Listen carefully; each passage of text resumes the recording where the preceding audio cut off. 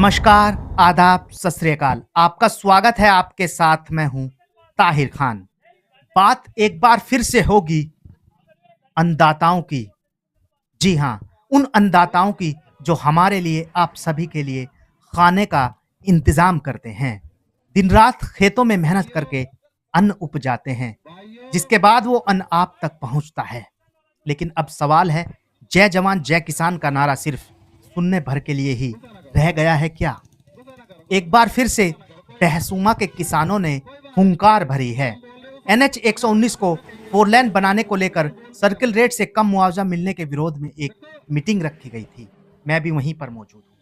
ठीक उसी जगह आज एक मीटिंग सभी पीड़ित किसानों ने बुलाई थी, जहां से 1 साल पहले इस धरने का आगाज हुआ था। आपको बता दें कि 10 जुलाई 2023 को तमाम किसान झुनझुनी बाईपास तिराहे पर यहीं पर स्कूल के पास धरने पर बैठ गए थे। धरने ने 30 जनवरी को 172 दिन पूरे कर लिए थे। सर्किल रेट से कम मुआवजा मिलने पर किसानों का धरना चल रहा था, जिसे अधिकारियों के आश्वासन के बाद 35 दिनों के लिए स्थगित कर दिया गया था। लेकिन हर मौसम, तपती तेज धूप, आसमान से बरसता बारिश का पानी, बेहद सिकुड़न वाली सर्दी, वो लू के थपेड़े, बिना दीपक वाली दिवाली।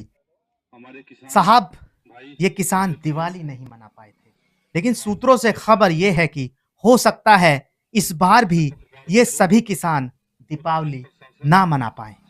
सरकार, शासन, प्रशासन कितना बेखबर है, अंदाजा इसी से लगाया जा सकता है।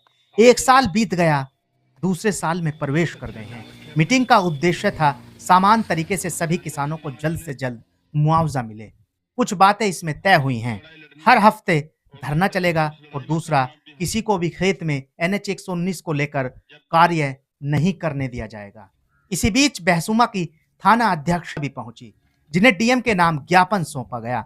उन्होंने कहा कि वो डीएम साहब तक ज्ञापन पहुंचा देगी। मैं आप लोगों का लेटर पहुंचा दूंगी और मैं थाना अध्यक्ष बहसुमा आप लोगों को इस चीज को कहना चाहूंगी कि कभी भी आप एनी टाइम, किसी भी टाइम, कोई भी दिक्कत परेशानी हो, आप आइए हमारे यहाँ। मैं आपके लिए 24 घंटे आपकी बात सुनने के लिए तैयार हूँ। कोई भी दिक्कत परेशानी हो, आप आइए, मुझसे अपनी परेशानी शेयर कर सकते हैं। कैसे भी परेशानी, जो मुझ लायक होगा मैं करूँगी आप लोगों के लिए सहयोग। ठीक। इसके बाद किसानों ने उनसे अपील भी की गई है। अपील क्या की है, आप वो सुनिए। जो है अपना प्रतिनिधि लखनऊ भेजा था हमारे साथ, तो मैडम से भी उम्मीद करते हैं हमारे साथ सहयोग बनाए रखे।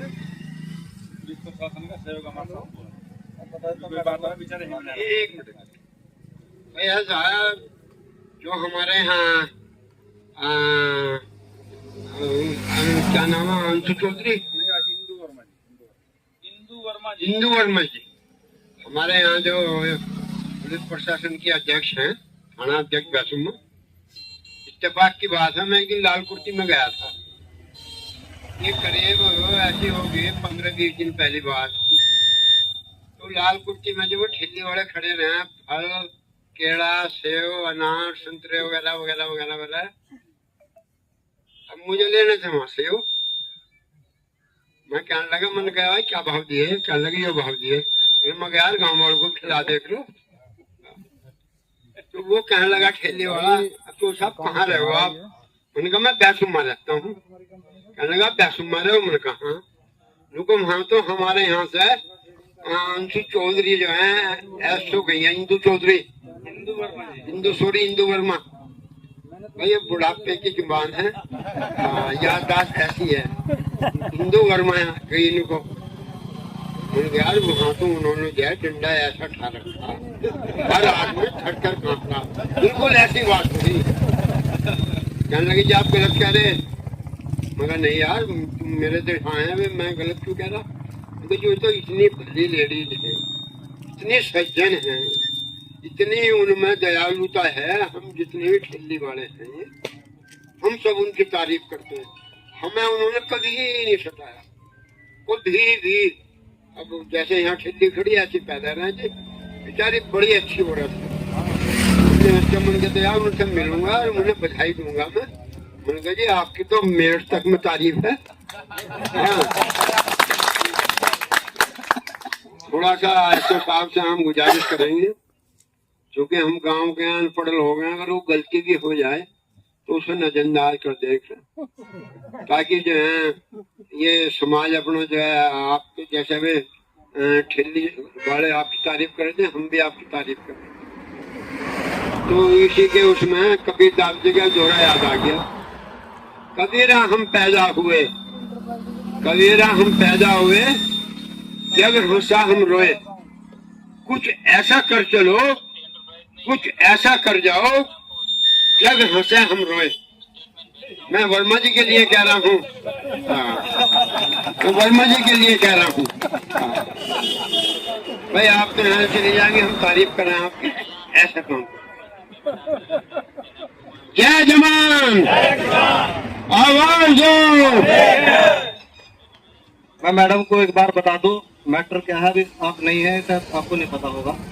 ये जो यहाँ से शुरू होता है राजपुर एक मजरा है बैसुम्मा का, और ये आगे जाकर के हसापुर में बैसुम्मा से सीमा टच करता। तो सुना आपने, कई बार सभी लोग खिलखिलाते हुए भी नजर आए। अब आपको सुनवाते हैं धरनारत किसान ने क्या कुछ कहा है, अब वो भी सुनिए।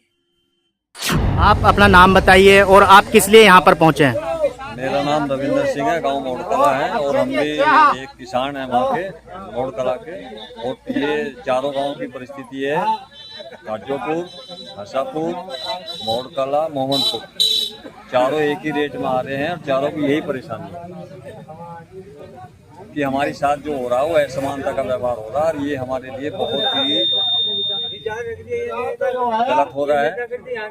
भाई जैसी जमीन उनकी जा रही है ऐसी हमारी जा रही है, हमें कम से कम उनकी समान रेट तो मिल जाने चाहिए। आप आने वाले धरने को लेकर के जिस दिन रखा जाएगा, आप कितने तैयार हैं और आप किस तरीके से? हम सभी तरह से तैयार हैं। सभी लोग आज कुछ कम आए हैं, आज कुछ कम पता था, किंतु अगले शनिवार रविवार को यहाँ पर आज से दुगने आदमी आएंगे और पूरी तैयारी से आएंगे, चाहे हमें रात को भी रहना पड़े। भाई किसान है, हम किसान के बेटे हैं, कोई डरने वाले नहीं। हम रात को यहीं पड़े रहेंगे, दिन रात यहीं पड़े रहेंगे, और कोशिश ये करेंगे कि जो भी सरकार यह काम शुरू करे उसे हमें उसमें अवरोध पैदा करें।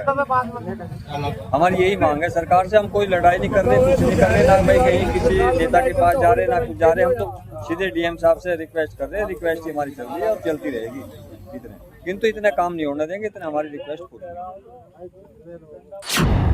तो सुना आपने रविंद्र सिंह को, उन्होंने कहा कि असमानता का व्यवहार किया जा रहा है। अब आपको सुनवाते हैं किसान कपिल चहल को, उन्होंने इस मीटिंग को लेकर क्या कुछ कहा है, अब वो भी सुनिए। कपिल जी, आज जो ये मीटिंग बुलाई गई है, इसमें आपका उद्देश्य क्या है और इसमें क्या क्या रणनीति आपकी रहेगी? हमारा उद्देश्य तो एक ये है कि हमें जो सरकार रेट से दे दें और हम अपना घर बैठ जाएंगे आराम से। जो पैसा हमें क्योंकि नेतागिरी तो हमें करनी नहीं, हम तो केवल अपने हक के लिए यहाँ पे लड़ रहे हैं। उद्देश्य हमारा ये है कि हमारे जितने भी लोग हैं वो सब बेचैन है, उन लोगों को इस बात का पता होना चाहिए कि क्या स्थिति चल रही है, क्या सब चल रहा है, कहाँ क्या कार्रवाई चल रही है, उन्हें बताने के लिए यहाँ पे मीटिंग होती है। और दूसरा जो प्रशासन और शासन को एक संदेश जाता है कि हमारे साथ अन्याय हो रहा है और हम जो अन्याय के विरुद्ध लड़ने पड़ेंगे। क्या क्या मुख्य पॉइंट्स आज रखे हैं इस मीटिंग में, जरा वो भी बता दीजिए। मुख्य पॉइंट ये है कि अगर सरकार प्रशासन हमारे पास हमसे जबरदस्ती करता है तो हम यहाँ पे लड़ने के लिए अपना आप को खत्म करने के लिए भी तैयार बैठे हैं। हमें चाहे भूख हड़ताल करनी है, आत्मदाह करना, हम मरने से पीछे नहीं हटेंगे, लेकिन हम किसी को मारेंगे किसी को नहीं। हमारा बस पहले से ही मोटिव है कि हमें गांधी जी के सिद्धांतों पर चलना है, अहिंसा का हम पालन करेंगे, लेकिन हम अपने अधिकारों को भी नहीं जाने देंगे, अपना अधिकार भी हम लेकर करेंगे। और हमारे जितने भी सदस्य हैं, ग्रामीण हैं, जितने भी गांव के लोग हैं, उन लोगों को हर हफ्ते यहाँ पे जो एक मीटिंग यहाँ पर रखी जाएगी इसी स्थान पे, जिसमें उन लोगों को हम सब कुछ बता सकें जो चल रहा है, वो जानकारी दे सकें। अच्छा, पिछली बार आप जो है दीपावली पर भी जो है धरने पर मौजूद थे, इस बार भी दिवाली लगभग आ ही गई है, तो इस पर आप क्या कहना चाहते हैं? क्या इस बार भी दिवाली पर आप यहाँ पर मौजूद रहेंगे? हो सकता है, ऐसा हो भी सकता है, क्योंकि अभी हमारे लोगों में आक्रोश तो बहुत ज़्यादा है। जितने भी हमारे सदस्य हैं, क्योंकि इतना लंबा टाइम हो गया लड़ते लड़ते, अब तो कोई रिजल्ट नहीं निकला, और हो सकता है हमारे विचार समिति बनाएगी, हमारी जो कमेटी है किस तरह की प्रोग्राम बन जाए। हम लेकिन पिछली बार हम कम संख्या में, तो इस बार हम ज़्यादा संख्या में रहेंगे, दीपावली पर काम से भी अपने त्यौहार को छोड़ सकते। जो हमारा हिंदू धर्म का बड़ा पर्व है, इस सरकार की इन गलत नीतियों की वजह से हो सकता है। 21 या 22 जून की बात थी, मैं भी यहाँ पर मौजूद था। यहाँ पर जो है नायब तहसीलदार भी आए थे और एसडीएम मवाना भी यहाँ पर आई थी। उन्होंने आश्वासन दिया था कि आपका जो है निस्तारा हम लगभग 8 दिन में कर देंगे, और 8 दिन के ज़्यादा मुझे लगता है कि कई महीने हो चुके हैं। इस पर आप क्या कहना चाहते हैं? ऐसा कुछ नहीं हुआ। उन लोगों ने कहा था कि 8 दिन में निस्तारण हो जाएगा, लेकिन वो सब फाइलों में दम का रह गया।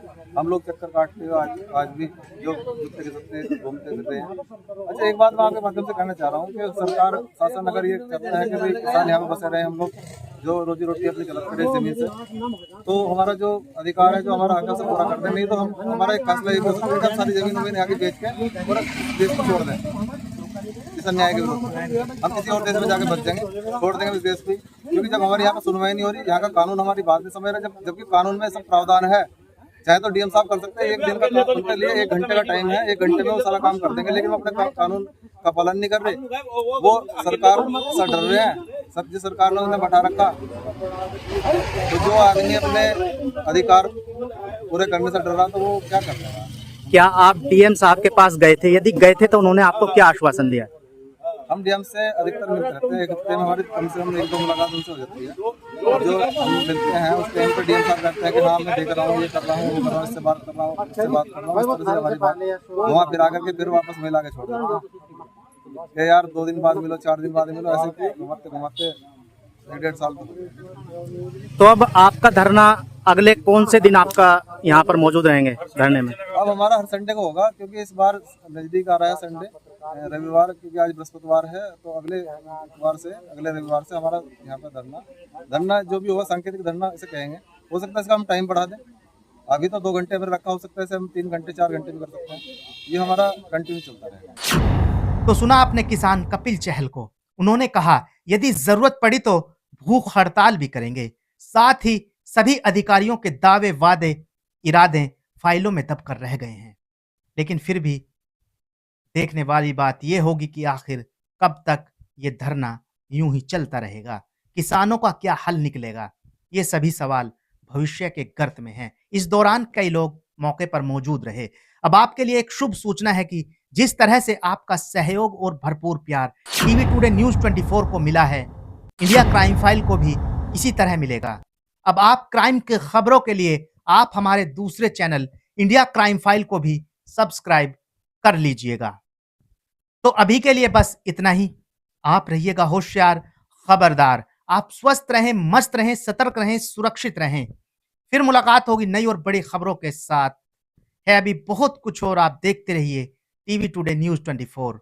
नमस्कार, जय हिंद।